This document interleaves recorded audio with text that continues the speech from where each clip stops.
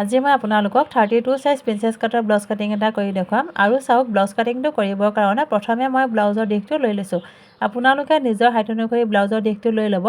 ব্লাউজটো চিলোৱাৰ শেষত যিমানটো জোখত দীঘল ৰাখিব বিচাৰে তাতকৈ সদায় 1 ইঞ্চি বা 1.5 ইঞ্চি বঢ়াই ৰাখিব, কিয়নো চিলাওঁতে কাপোৰটো সোমাই যায়। ইয়াতে চাওক ব্লাউজৰ দিশটো লৈছোঁ মই 15, দেখিছেনে 15 ইঞ্চি ওপৰলৈ দুয়োফালে দুটা বিন্দু দি এতিয়া চাওক এই দুয়োটা বিন্দু লগ লগাই আঁচডাল টানি ল'লোঁ। এতিয়া মই কান্ধৰ জোখটো লৈ ল'ম। কান্ধৰ কাৰণে কাগজখনৰ এই বন্ধ ছাইডটোৰ পৰা 5.5 ইঞ্চি আঁতৰত এটা বিন্দু দিছোঁ, মানে কান্ধটো ৰাখিছোঁ 5.5 ইঞ্চি। আৰু চাওক আৰ্মহোলৰ কাৰণে কান্ধৰ এই বিন্দুটোৰ পৰা 6 ইঞ্চি তললৈ এটা বিন্দু দিছোঁ, মানে আৰ্মহোল ৰাখিছোঁ 6 ইঞ্চি। এতিয়া চাওক এই কান্ধটো যে 5.5 ইঞ্চি ৰাখিছিলোঁ, ইয়াতো আৰ্মহোলৰ এই বিন্দুটো 5.5 ইঞ্চি আঁতৰত পৰিছেনে নাই পৰা চাই ল'লোঁ। দেখিছেনে পথালিকৈও এই বিন্দুটো 5.5 ইঞ্চি আঁতৰত মিলাই ল'লোঁ। এতিয়া চাওক কান্ধৰ বিন্দুটো আৰু আৰ্মহোলৰ বিন্দুটো লগ লগাই আঁচডাল টানি ল'লোঁ।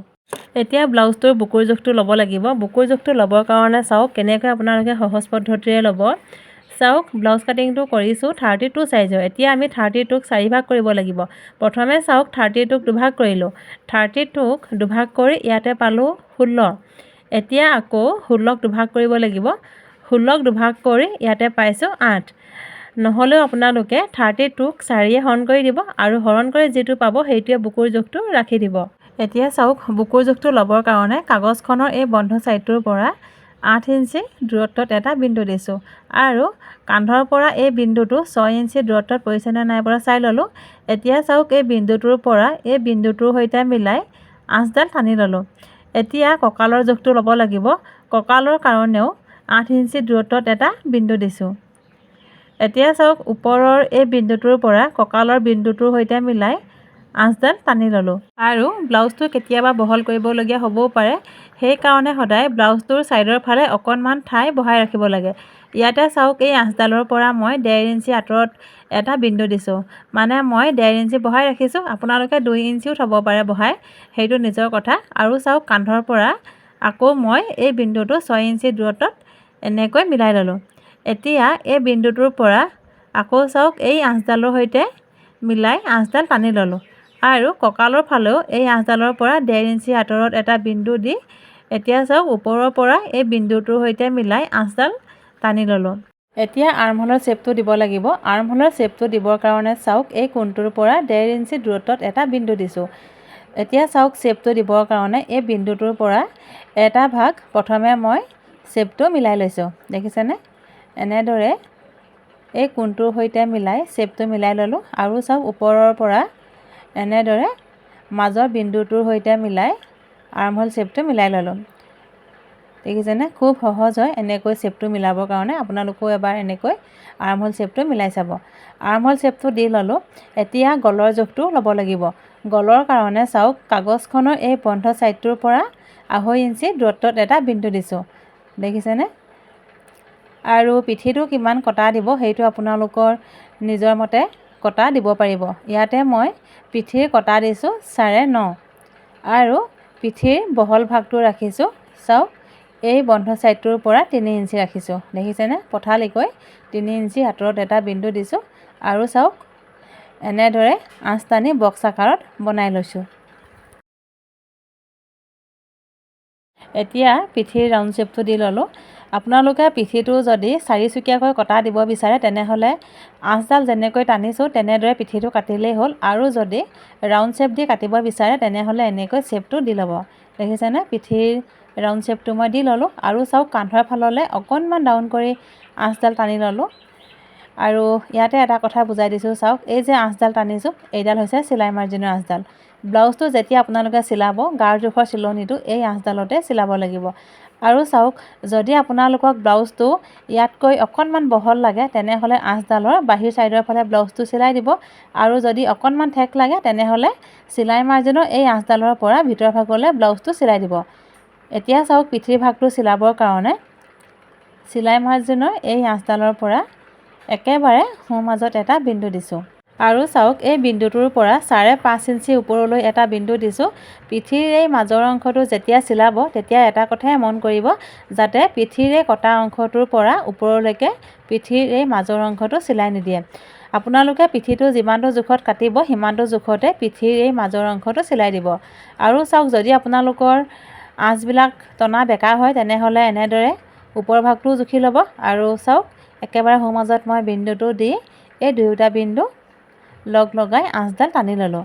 আকৌ চাওক, এই আঁচডালৰ পৰা ছাইডৰ ফাললৈ আধা ইঞ্চি দূৰত্বত এটা বিন্দু দিছোঁ আৰু এইফালেও আধা ইঞ্চি দূৰত্বত এটা বিন্দু দিছোঁ। এতিয়া চাওক, ওপৰৰ এই বিন্দুটোৰ পৰা এই বিন্দুটোৰ সৈতে মিলাই কোণীয়াকৈ আঁচডাল টানি ল'লোঁ আৰু এইফালেও কোণীয়াকৈ আঁচডাল টানি ল'লোঁ আৰু পিঠিৰ মাজৰ অংশৰ চিলনিটো ইয়াতে চিলাব লাগিব। চাওক, পিঠিটোৰ জোখমাখখিনি কৰি হৈ গ'ল। এতিয়া মই পিঠিৰ ভাগটো কাটি ল'ম। যিমান পাৰোঁ একেবাৰে সহজ পদ্ধতিৰে ব্লাউজ কাটিংটো কৰি দেখুৱাবলৈ মই চেষ্টা কৰিছোঁ। যদি আপোনালোকে বুজি পোৱা নাই তেনেহ'লে মোক কমেণ্ট কৰিব, আকৌ মই বুজাই দিবলৈ চেষ্টা কৰিম। আৰু চাওক, পিঠিৰ ভাগটো কাটি ল'লোঁ। এতিয়া সন্মুখৰ ভাগটো কাটিব লাগিব। সন্মুখৰ ভাগটো পিঠিৰ ভাগটোতকৈ 1 ইঞ্চি দীঘল ৰাখিম। চাওক, পিঠিৰ দীঘলটো লৈছিলোঁ 15 আৰু সন্মুখৰ দীঘলটো ল'ম 16। এতিয়া চাওক, তলৰ অংশটোৰ পৰা 1 ইঞ্চি ওপৰলৈ এটা বিন্দু দিছোঁ আৰু এইফালেও 1 ইঞ্চি ওপৰলৈ এটা বিন্দু দিছোঁ। আৰু চাওক, এই দুয়োটা বিন্দু লগ লগাই এতিয়া আঁচডাল টানি ল'লোঁ। পিঠিৰ ভাগটোতকৈ সন্মুখৰ ভাগটো 1 ইঞ্চি দীঘল ৰাখিছোঁ, কিয়নো সন্মুখৰ ভাগটো চিলাওঁতে কাপোৰ বহুতখিনি সোমাই যায়। আৰু কি হয়, কাপোৰটো সোমাই যোৱাৰ লগে লগে ব্লাউজটো চুটি হৈ থাকে। শেষত কঁকালৰ পাতলিটো যেতিয়া চিলোৱা হয়, সেই পাতলিটো চিলাবলৈ কাপোৰটো চুটি হৈ যায়। সেইকাৰণে মই সন্মুখৰ কাৰণে 1 ইঞ্চি বঢ়াই ৰাখিছোঁ। আৰু চাওক, হুকপটিৰ কাৰণে কাগজখনৰ এই বন্ধ ছাইডটোৰ পৰা আধা ইঞ্চি আঁতৰত এটা বিন্দু দিছোঁ আৰু চাওক, এইফালেও আধা ইঞ্চি আঁতৰত এটা বিন্দু দিছোঁ আৰু মাজভাগতো আধা ইঞ্চি আঁতৰত এটা বিন্দু দিছোঁ। এতিয়া চাওক, এই আটাইকেইটা বিন্দু লগ লগাই আঁচডাল টানি ল'লোঁ আৰু এই যে আধা ইঞ্চি বঢ়াই ৰাখিছোঁ, এই আধা ইঞ্চিটো হুকপটিৰ কাৰণে বঢ়াই লৈছোঁ। এতিয়া চাওক, পিঠিৰ ভাগটো মানে কঁকালৰ এই ভাগটো এই আঁচডালৰ সৈতে সমান জোখত এনেকৈ মিলাই ল'লোঁ আৰু পিঠিৰ বন্ধ ভাগটো হুকপটিৰ এই আঁচডালৰ জোখত সমানকৈ মিলাই লৈ পিঠিৰ শ্বেপটো ইয়াতে আঁকি লৈছোঁ। প্ৰথমে মই আপোনালোকক চিম্পুল প্ৰিন্সেছ কাটৰ ব্লাউজ কাটিংটো কৰি দেখুৱাম। তাৰ পাছত চিম্পুল প্ৰিন্সেছ কাটটোৰ পৰাই কেনেকৈ নতুন ডিজাইনৰ 3 পিচৰ প্ৰিন্সেছ কাটৰ ব্লাউজ কাটিংটো কৰিব পাৰি সেইটো কাটিং কৰি দেখুৱাম। আৰু চাওক, পিঠিৰ শ্বেপটো আঁকি ল'লোঁ। প্ৰথমে এতিয়া মই আৰ্মহোলটো জুখি ল'ম। আৰ্মহোল আছিলে 6 ইঞ্চি। চাওক, কান্ধৰ পৰা 6 ইঞ্চি তললৈ এটা বিন্দু দিছোঁ আৰু কান্ধটো লৈছিলোঁ 5.5 ইঞ্চি। আৰু এতিয়া চাওক, হুকপটিৰ এই আঁচডালৰ পৰা এই বিন্দুটো 5.5 ইঞ্চিত আছেনে নাই চাই ল'লোঁ। আৰু চাওক, কান্ধৰ এই কোণটোৰ পৰা আৰ্মহোলৰ এই বিন্দুটোৰ সৈতে মিলাই আঁচডাল টানি ল'লোঁ আৰু আৰ্মহোলৰ এই কোণটোৰ পৰা এনেদৰে এই বিন্দুটোৰ সৈতে মিলাই আঁচডাল টানি ল'লোঁ। এতিয়া আৰ্মহোলৰ শ্বেপটো দি ল'ম। আৰ্মহোলৰ শ্বেপটো দিবৰ কাৰণে চাওক, এই কোণটোৰ পৰা 1.4ত এটা বিন্দু দিছোঁ আৰু চাওক, শ্বেপটো দিবলৈ এই অংশটোৰ পৰা দেখিছেনে, এনেদৰে মই বিন্দুটোৰ সৈতে মিলাই শ্বেপটো দি লৈছোঁ। চাওক, এনেদৰে আৰ্মহোলৰ শ্বেপটো মই দি ল'লোঁ। এতিয়া চাওক, প্ৰিন্সেছ কাটটো কাটিবৰ কাৰণে কান্ধৰ পৰা 9.5 ইঞ্চি তললৈ এটা বিন্দু দিছোঁ আৰু পথালিকৈ এই বিন্দুটো হুকপটিৰ এই আঁচডালৰ পৰা 4 ইঞ্চি দূৰত্বত পৰিছেনে নাই পৰা চাই ল'লোঁ। চাওক, হুকপটিৰ পৰা 4 ইঞ্চি ল'ব আৰু কান্ধৰ পৰা 9.5 ইঞ্চি ল'ব। আৰু চাওক, কঁকালৰ ফাললৈ হুকপটিৰ এই আঁচডালৰ পৰা 3.5 ইঞ্চি দূৰত্বত এটা বিন্দু দিছোঁ। এতিয়া ওপৰৰ এই বিন্দুটোৰ পৰা কঁকালৰ এই বিন্দুটোৰ সৈতে মিলাই আঁচডাল টানি ল'লোঁ। এতিয়া চাওক, প্ৰিন্সেছ কাটৰ পাহটো উঠাব লাগিব আৰু এই পাহটো উঠাবৰ কাৰণে চাওক, এই আঁচডালৰ পৰা 1.5 ইঞ্চি দূৰত্বত এটা বিন্দু দিছোঁ। আৰু চাওক, কান্ধৰ পৰা যে 9.5 ইঞ্চি দূৰত্বত বিন্দুটো দিছিলোঁ, এতিয়া এই বিন্দুটোৰ পৰা তলৰ এই বিন্দুটোলৈকে প্ৰিন্সেছ কাটৰ শ্বেপটো দিব লাগিব। চাওক, এই বিন্দুটোৰ পৰা এনেদৰে তলৰ বিন্দুটোৰ সৈতে মিলাই প্ৰিন্সেছ কাটৰ শ্বেপটো দি ল'লোঁ। আকৌ চাওক, মাজৰ এই বিন্দুটোৰ পৰা আৰ্মহোলৰ কোণটোলৈকে প্ৰিন্সেছ কাটৰ শ্বেপটো এনেদৰে মিলাই ল'লোঁ। এতিয়া চাওক, ইয়াতে যে 1.5 ইঞ্চি লৈছিলোঁ, এই 1.5 ইঞ্চিটো চিলনিত সোমাই যাব। চিলনিত সোমোৱাৰ লগে লগে এই অংশটো ঠেক হৈ থাকিব। সেইকাৰণে এই 1.5 ইঞ্চিটো ইয়াতে বঢ়াই ল'ব লাগিব। চাওক, এই আঁচডালৰ পৰা 1.5 ইঞ্চি দূৰত্বত এটা বিন্দু দিছোঁ আৰু আৰ্মহোল ছাইডটোৰ ফালে দেখিছেনে, 1.5 ইঞ্চি দূৰত্বত এটা বিন্দু দিছোঁ। এতিয়া চাওক, আৰ্মহোলৰ শ্বেপটো এই বিন্দুটোৰ সৈতে এনেদৰে মিলাই ল'লোঁ। এতিয়া আকৌ চাওক, ওপৰৰ এই বিন্দুটোৰ পৰা এই বিন্দুটোৰ সৈতে মিলাই আঁচডাল টানি ল'লোঁ। এতিয়া ডিঙিৰ জোখটো লৈ ল'ম। ডিঙিৰ কাৰণে চাওক কান্ধৰ পৰা 5.5 ইঞ্চি তললৈ এটা বিন্দু দিছোঁ আৰু পথালিকৈ শুকপতি এই আঁচডালৰ পৰা 3 ইঞ্চি আঁতৰত এটা বিন্দু দিছোঁ। ডিঙিটো আপোনালোকে কিমানটো জোখত কাটিব সেইটো নিজৰ জোখমতে কাটি ল'ব। ইয়াতে মই বহুত বেছি কাটি দিয়া নাই, 5.5 ইঞ্চি জোখত ডিঙিটো কাটিছোঁ আৰু দেখিছেনে বক্স আকাৰত এনেকৈ বনাই ল'লোঁ আৰু এতিয়া ডিঙিৰ ৰাউণ্ড শ্বেপটো দি ল'লোঁ। আপোনালোকে যদি কিবা ডিজাইন দিব বিচাৰে তেনেহ'লে দিব পাৰিব। চাওক ডিঙিৰ ৰাউণ্ড শ্বেপটো দি ল'লোঁ। বেল্টৰ পিচটো কাটিবৰ কাৰণে চাওক আৰ্মহোলৰ এই শ্বেপটোৰ পৰা 3 ইঞ্চি তললৈ এটা বিন্দু দিছোঁ আৰু এইফাললৈ 2.5 ইঞ্চি তললৈ এটা বিন্দু দিছোঁ। এতিয়া চাওক এই বিন্দুটোৰ পৰা আৰ্মহোল ছাইডৰ বিন্দুটোৰ সৈতে এনেদৰে শ্বেপ এটা দি ল'লোঁ আৰু এতিয়া চাওক ডিঙিৰ এই অংশটোৰ পৰা এনেদৰে বেল্টৰ শ্বেপটো এনেকৈ দি ল'লোঁ। যদি আপোনালোকে বেল্টৰ পিচটো ইয়াত এনেকৈ কাটিব বিচাৰে তেনেহ'লে কাটিব পাৰিব। এতিয়া পিছে বেল্টৰ পিচটো ইয়াতে মই কাটি নলওঁ। আপোনালোকে কথাখিনি ভালদৰে বুজি পাবৰ কাৰণেহে বেল্টৰ পিচটো কেনেকৈ কাটিব লাগে ইয়াতে মই জোখমাখখিনি কৰি দেখুৱালোঁ। আৰু চাওক সন্মুখৰ ভাগটোৰ জোখমাখখিনি কৰি হৈ গ'ল। এতিয়া মই সন্মুখৰ ভাগটো কাটি ল'ম।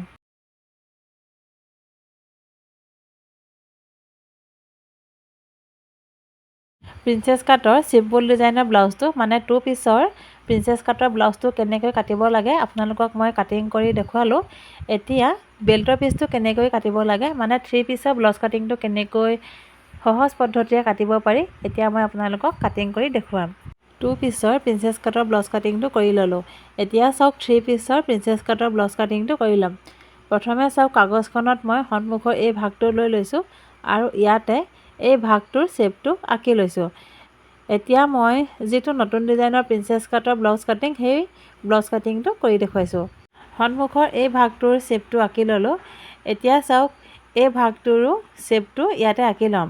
চাওক আৰ্মহোলটো সমান জোখত এনেদৰে মিলাই লৈ এই ভাগটোৰ শ্বেপটো ইয়াতে আঁকি লৈছোঁ। আৰ্মহোলটো সমান জোখত আপোনালোকে মিলাই ল'ব। দেখিছেনে এনেদৰে সমান জোখত মিলাই লৈ মই শ্বেপটো আঁকি ল'লোঁ। শ্বেপটো আঁকি হোৱাৰ পাছত প্ৰথমে চাওক ডিঙিৰ জোখটো লৈ লৈছোঁ। ডিঙিৰ কাৰণে কান্ধৰ পৰা 5.5 ইঞ্চি তললৈ এটা বিন্দু দিছোঁ আৰু চাওক আৰ্মহোলৰ এই শ্বেপটোৰ পৰা 3.2ত এই বিন্দুটো পৰিছেনে নাই পৰা চাই ল'লোঁ। মানে আৰ্মহোল ছাইডৰ পৰা 3.2 লৈছোঁ। আকৌ বুজাই দিছোঁ চাওক কান্ধৰ পৰা 5.5 ইঞ্চি তললৈ এটা বিন্দু দিছোঁ আৰু এই বিন্দুটো আৰ্মহোলৰ পৰা 3.2ত মিলাই ল'লোঁ আৰু চাওক আৰ্মহোলৰ এই কোণটোৰ পৰা 2.8ত এটা বিন্দু দিছোঁ আৰু চাওক আৰ্মহোল ছাইডৰ ফালে এই কোণটোৰ পৰা 2.5ত এটা বিন্দু দিছোঁ। এতিয়া এই বিন্দুকেইটা মিলাই বেল্টৰ শ্বেপটো দি ল'ম। প্ৰথমে চাওক এই বিন্দুটোৰ পৰা দেখিছেনে এই বিন্দুটোলৈকে এনেদৰে ফুট দি শ্বেপটো মই দি ল'লোঁ। আকৌ চাওক ডিঙিৰ ফাললৈ কান্ধৰ এই অংশটোৰ পৰা দেখিছেনে এনেদৰে বেল্টৰ শ্বেপটো মই দি ল'লোঁ। দেখিছেনে এনেকৈ বেল্টৰ শ্বেপটো দি ল'লোঁ আৰু এইফালে আঁচডাল টানি ল'লোঁ। এতিয়া ডিঙিৰ জোখটো লৈ ল'ম। ডিঙিৰ কাৰণে চাওক কান্ধৰ পৰা 7.5 ইঞ্চি তললৈ এটা বিন্দু দিছোঁ। এতিয়া চাওক এই বিন্দুটোৰ পৰা কান্ধৰ পৰা যে বেল্টৰ কাৰণে 5.5 ইঞ্চি তললৈ বিন্দুটো দিছিলোঁ এই বিন্দুটোৰ সৈতে দেখিছেনে এই বিন্দুটো মিলাই শ্বেপটো দি ল'লোঁ। বেল্টৰ শ্বেপটো অকণমান মই আকৌ চাওক মিলাই দিলোঁ এনেদৰে।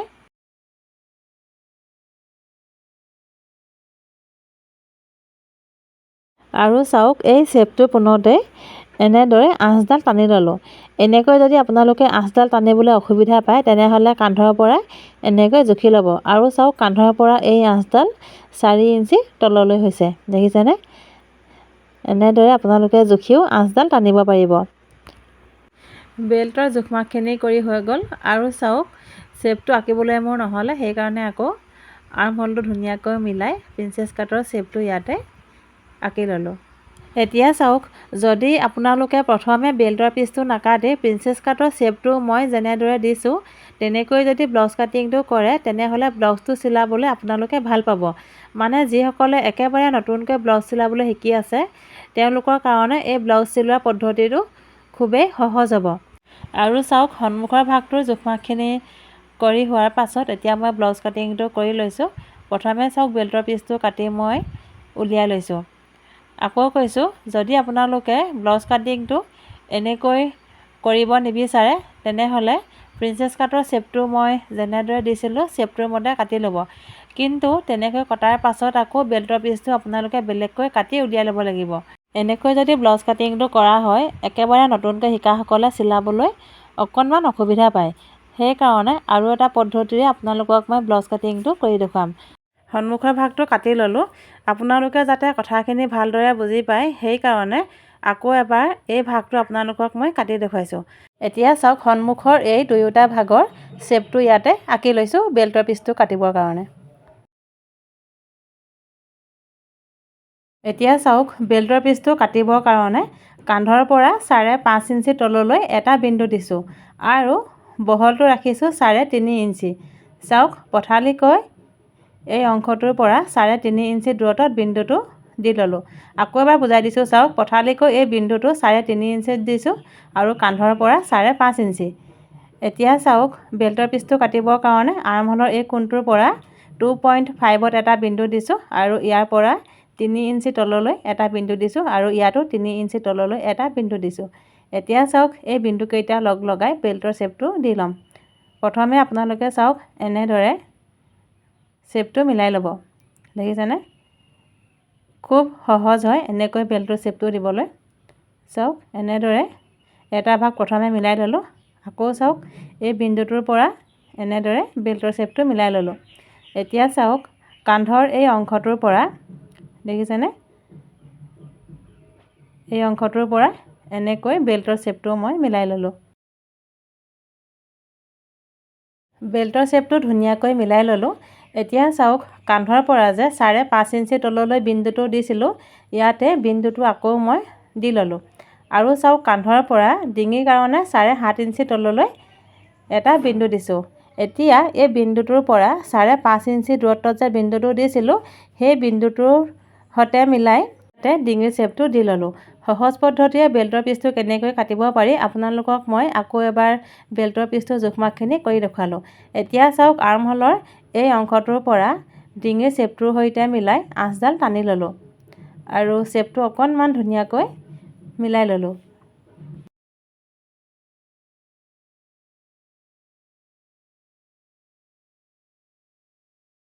জোখমাখখিনি কৰি হৈ গ'ল। এতিয়া মই কাটি ল'ম। এতিয়া চাওক, বেল্টৰ পিচটো মই কটা নাই। প্ৰিন্সেছ কাটৰ এই শ্বেপটো যেনেকৈ দিছিলোঁ তেনেকৈ এই অংশটো কাটি ল'লোঁ।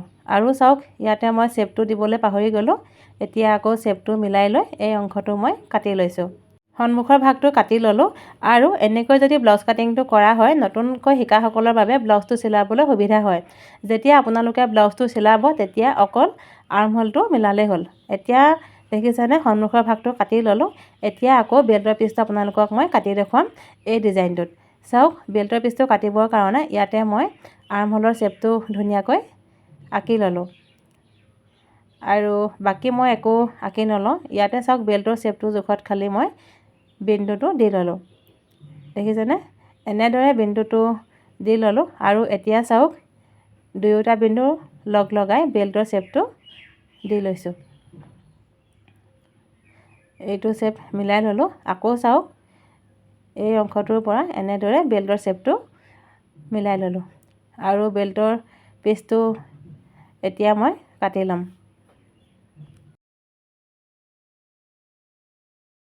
বেল্টৰ পিচটো কাটি ল'লোঁ। এতিয়া চাওক, ব্লাউজটো কেনেকৈ চিলাব। প্ৰথমে চাওক, পিঠিৰ ভাগটো মই দি ল'লোঁ আৰু দেখিছেনে, বেল্টৰ পিচটো এনেদৰে মিলাই ল'লোঁ কান্ধটোৰ সৈতে আৰু আৰ্মহোলটো ধুনীয়াকৈ এনেকৈ মিলাই ল'লোঁ। আৰু এতিয়া চাওক, সন্মুখৰ এই ভাগটো বেল্টৰ আৰ্মহোলটোৰ সৈতে এনেদৰে মিলাই লৈছোঁ। দেখিছেনে? বেল্টৰ আৰ্মহোলটোৰ সৈতে এনেদৰে সন্মুখৰ এই ভাগটো মিলাই ল'লোঁ।